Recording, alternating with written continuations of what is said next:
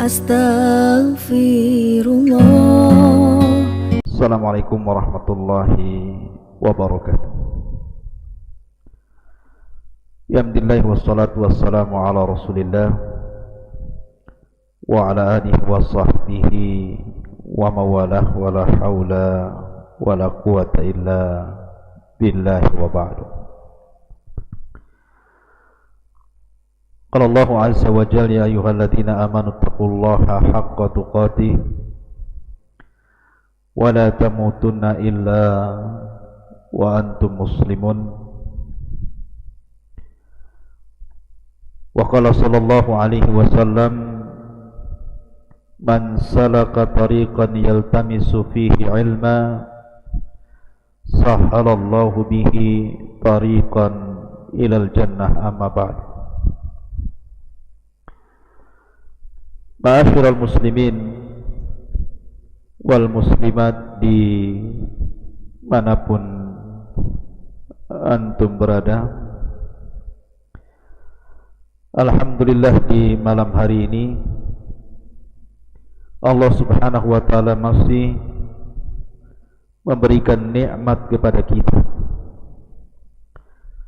sehingga kita masih bisa duduk-duduk untuk bermajlis ilmu walaupun lewat media. Salawat dan salam tentunya kita haturkan kepada Nabi kita, Nabi besar Muhammad sallallahu alaihi wa ala alihi wasallam. Pembahasan di malam hari ini kita akan mengkisahkan tentang kisah syaitan yang setiap malam ditugaskan oleh iblis untuk mengikat setiap tengkuk manusia.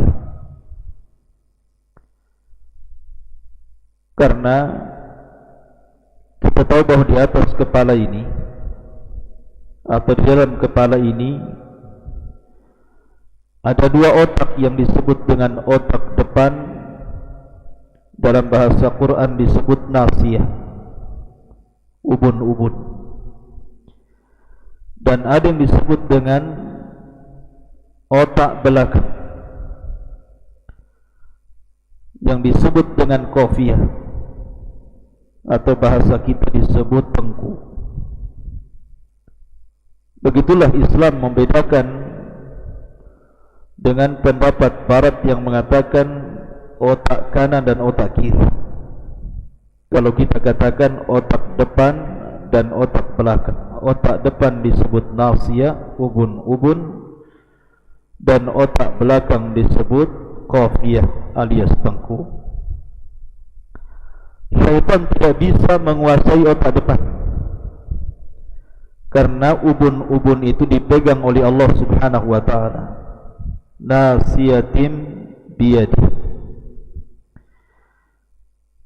Tetapi syaitan hanya bisa menguasai qafiyah, otak belakang atau disebut dengan tengkuk. Itulah syaitan setiap malam akan datang kepada manusia dan mengikat setiap tengkuk manusia yang tidur. Bagaimana kisahnya? Nabi SAW bersabda dalam hadis Abi Hurairah radhiyallahu anhu, kata Nabi SAW, ya'kidu syaitanu ala qafiyati ra'si ahadikum idha huwa nama thalatha uqad yadribu kulla uqdatin alayka laylun tawilun farqud fa in istayqadha fa dhakara Allah in hallat uqdatun fa in tawadda'a in hallat uqdatun wa in shalla in hallat uqdatun fa asbaha nashitan tayyiban nafsi wa illa asbaha khabithan nafsi kaslah. Rawahul Bukhari. Kata Abu Hurairah radhiyallahu an, Nabi sallallahu alaihi wasallam bersabda, setan itu mengikat 3 tali ikatan di atas tengkuk kepala seseorang dari kalian saat kalian tertidur. Lah setan ini setelah mengikat dengan 3 kali ikatan, maka dia akan mengencangkan ikatannya sambil berkata kepada yang tidur, alaika lailun tawilun farkud, malam masih panjang, tidurlah, tidurlah. Tetapi kalau seorang ini bangun, setelah dia bangun kemudian dia mengingat Allah dengan membaca doa, bangun daripada tidur, maka akan lepas satu ikatan. Kemudian jika dia sudah berdoa dengan doa bangun tidur dan berzikir, kemudian dia pun turun dari tempat tidurnya, kemudian beranjak berwudu, maka akan lepas ikatan yang kedua. Dan jika dia mendirikan salat, maka lepaslah ikatan yang ketiga. Artinya 3 ikatan akan lepas semuanya. Ketika itu tidak ada lagi ikatan yang terikat di tengkuk dia. Maka kalau sudah seperti itu, kata Nabi SAW, maka di pagi harinya ia akan merasakan semangat hidup dan jiwa yang tenang. Namun bila dia tidak melakukannya, dia tergoda dengan nyanyian syaitan, alaika lailun tawilun farkud, malam masih panjang padahal sudah subuh, malam masih panjang padahal sudah azan subuh, farkud, tidurlah, tidurlah. Akhirnya dia pun tidur terus sampai kemudian matahari terbit. Maka di pagi hari itu jiwanya akan menjadi jiwa yang sangat busuk dan dia menjadi pemalas. Hadis ini dikeluarkan Imam Bukhari. Ma'asyiral muslimin yang dimuliakan Allah Subhanahu wa taala, dari hadis ini Nabi sallallahu alaihi wasallam menjelaskan kepada kita bahwa di antara pasukan iblis itu ada syaitan yang memang ditugaskan oleh iblis itu untuk mengganggu anak Adam supaya dia tidak bangun tidur untuk melaksanakan qiyamul lail, bahkan bisa meninggalkan solat wajib, solat subuh. Dan ingat bahwa solat subuh itu adalah solat yang paling berat dilakukan orang-orang munafik. Wa idza qamu ila sholati qamu kusala. Apabila mereka orang-orang munafik salat, mereka salat sambil malas. Maka di antara penyebab kenapa orang itu susah bangun subuh, kenapa orang itu malas untuk melaksanakan salat subuh, karena di tengkuknya ada 3 ikatan yang dikencangkan syaitan. Makanya Nabi sallallahu alaihi wasallam memberikan solusi bagaimana caranya mengurai ikatan tersebut. Kata Nabi sallallahu alaihi wasallam, bangun sebelum subuh. Kemudian setelah pas dia bangun, dia membaca doa, alhamdulillahilladzi ahyana ba'dama amatana wa ilaihin nusyur. Segala puji bagi Allah yang telah menghidupkan kami setelah mematikan kami, dan kepadanya kami dikembalikan. Kemudian setelah itu dia beranjak berwudu, karena wudu ini banyak manfaatnya. Salah satunya adalah melepaskan ikatan yang kedua dari ikatan syaitan.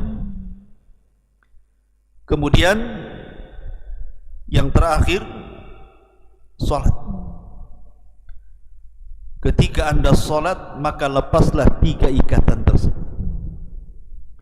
Kalau sudah terlepas 3 ikatan ini, maka jiwa anda akan bersih dan anda akan sehat, semangat. Walaupun anda mungkin tahajud, kurang tidur di malam hari, Tapi kalau tidak ada ikatan di tengkuk setiap kita ini, maka di pagi hari saya jamin Anda tidak akan ngantuk, tidak akan malas, dan Anda akan semangat untuk menghadapi hidup ke depan. Tapi sebaliknya, kalau Anda habiskan malam itu dan dikipas-kipasi oleh syaitan, alaika lailun tawil farqun, malam masih panjang, minumlah, tidurlah. Kemudian syaitan pun mengencingi telinga kita sehingga suara azan tidak sudah didengar lagi, suara qomat lewat begitu saja, orang sudah solat dia masih ngorok, maka dipastikan jiwa Anda akan busuk dan Anda akan jadi pemalas. Ma'asyiral muslimin yang dimuliakan Allah Azza wa Jalla, pertanyaannya, bukankah ada hadis yang mengatakan dari hadis Abi Hurairah radhiyallahu an juga, ketika Abu Hurairah radhiyallahu an diperintah Rasul untuk menjaga pembendaharaan Baitul Mal, tiba-tiba malam itu ada pencuri ditangkap sama Abu Hurairah, karena kebetulan dia yang jaga malam untuk Baitul Mal itu. Tetapi pencuri ini tiba-tiba kemudian mengatakan kepada Abu Hurairah, da'ni fa inni muhtaj wa alayya iyalun wa la a'udhu. Ya Abu Hurairah, kasihani aku ini orang berhajat kepada makanan ini, aku punya keluarga, aku kesusahan, kasihani aku, dan aku janji saya tidak akan mencuri lagi. Kata Abu Hurairah, farahimtu, aku pun kasihan dengan dia. Fakhalaitu sabilahu, aku pun memberikan jalan dan disuruhnya untuk pergi. Malam kedua datang lagi, nyuri lagi, ditangkap lagi. Kemudian kata Abu Hurairah, tidak, kau harus dihadapkan kepada Nabi. Kau sudah kurang ajar, kau sudah mencuri, kau sudah berjanji tidak akan kembali, kau mencuri lagi. Tiba-tiba dia alasannya sama, ya Abu Hurairah, da'ni fa inni muhtaj wa alayya iya. Saya ini orang yang berhajat, wahai Abu Hurairah, saya punya keluarga, biarkan aku pulang, aku tidak akan, janji ini yang terakhir, saya tidak akan balik lagi. Farahimtuhu fa khallaitu sabilahu, kata Abu Hurairah, aku pun kasihan, ku biarkan dia pulang. Malam ketiga mencuri lagi, Masya Allah, ditangkap lagi. Kata Abu Hurairah, la arfa'annaka ila Rasulillah, aku sudah tidak sabar dan tidak akan melepaskan kamu harus dihadapkan kepada Nabi sallallahu alaihi wasallam, dan kamu tidak boleh ada alasan lagi ini dan itu. Tiba-tiba kemudian dia mengatakan, ya Abu Hurairah, kasihani aku, maukah ku ajarkan kepadamu sebuah kalimat, setelah itu kau lepaskan diriku. Maka kemudian pencuri ini mengatakan, ya Abu Hurairah, idza awaita ila firashika faqra ayatal kursi, Allahu la ilaha illa huwal hayyul qayyum, Al-Baqarah 255, hatta takhtimal ayat, fa innahu lan yazala alayka minallahi hafidhun wa la yaqrabuka syaitanun hatta tusbiha. Wahai Abu Hurairah, kalau engkau beranjak ke pembaringan, kau hendak tidur, bacalah surah Kursi, bacalah ayat Kursi, Allahu la ilaha illa huwal hayyul qayyum, la ta'khudhuhu sinatu wala naum, ila akhir ayat Kursi, sampai selesai ayat Kursi. Maka kalau engkau baca ayat Kursi sebelum tidur, maka Allah akan senantiasa menjaga kamu dan setan tidak akan mendekati kamu sampai waktu subuh. Kemudian Abu Hurairah pun, karena sudah diajarkan kalimat ini, dibiarkanlah orang ini pergi. Maka keesokan harinya dia bercerita tentang kisah pencuri itu kepada Rasul. Tapi Nabi SAW lebih tahu dahulu karena Jibril memberitahu, sehingga ketika datang Abu Hurairah, Rasul mengatakan, ma fa'ala asiru kalbariha, apa yang dilakukan tawanan yang semalam kau tangkap oleh Abu Hurairah. Maka Abu Hurairah mengatakan, Rasul, pencuri semalam itu justru mengajari aku ini dan itu. Maka Rasul mengatakan, tahukah kamu siapa pencuri semalam? Kata Abu Hurairah, Allah wa Rasulullah alam. Maka Rasul mengatakan, fa innahu syaitan, dia adalah syaitan. Innahu kadzubun wa qad sadaqaka. Sesungguhnya syaitan itu pendusta asalnya, tapi dalam perkara ini dia benar. Artinya kalau kita membaca ayat kursi sebelum tidur, maka syaitan tidak akan mendekati kita. Satu sisi, kalau kita membaca ayat kursi, syaitan tidak akan dekat kepada kita. Sisi lain, dalam hadis Abu Hurairah yang pertama, bahwa syaitan itu akan datang setiap malam dan mendatangi setiap orang yang tidur, kemudian mengikat di tengkuknya 3 kali ikatan. Lalu bagaimana cara menjamak dua riwayat ini? Karena seolah-olah bertentangan.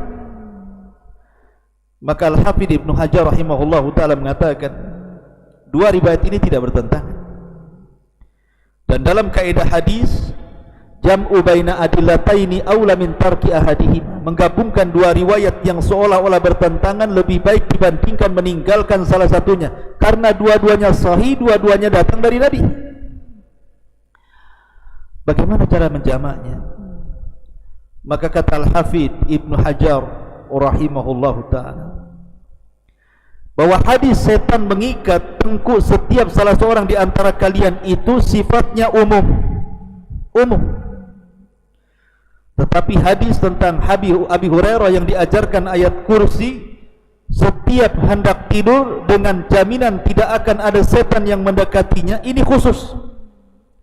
Artinya orang yang membaca ayat kursi sebelum tidur tidak akan diikat. Tetapi yang tidak membaca ayat kursi akan diikat oleh setan, tengkuknya 3 kali ikatan, makin malam makin kencang ikatannya, dan akan dinyanyikan di telinganya, alaika lailun tawil, ingat malam masih panjang, padahal sudah subuh. Farqud, tidurlah. Tetapi kalau dia terbangun di waktu subuh, kemudian berdoa, doa selepas tidur 1 ikatan hilang. Kemudian dia berwudu, 2 ikatan hilang. Kemudian dia salat subuh, semua ikatan hilang. Dia pun akan semangat dan baik hatinya. Begitulah cara menjamaknya. Dari sini pentingnya ikhwatu fiddin, seseorang itu membaca doa sebelum tidur, membaca ayat kursi sebelum tidur.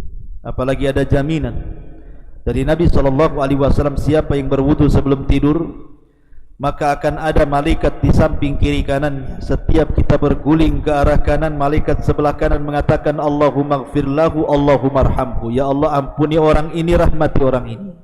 Kalau dia menggulingkan badannya ke arah kiri, malaikat sebelah kiri juga akan mengatakan, Allahumma gfir lahu, Allahumma arhamhu, ya Allah ampuni orang ini, ya Allah rahmati orang ini, sampai subuh.